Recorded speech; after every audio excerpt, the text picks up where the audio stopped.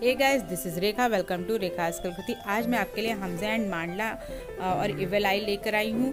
चलिए फिर ये देखते हैं किस तरीके से बनता है। हमजा हैंड एंड इवेलाई दोनों अपने आप को सुरक्षित रखने के लिए इसको लगाते हैं अपने घर में या इसका इस्तेमाल करते हैं।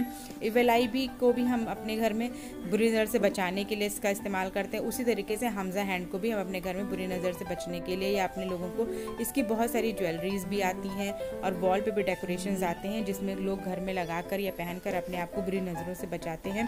यहूदियों ने पहले इस ताबीज़ का इस्तेमाल किया था और इसका बहुत सारे धार्मिक ग्रंथों में इसका उल्लेख किया गया है।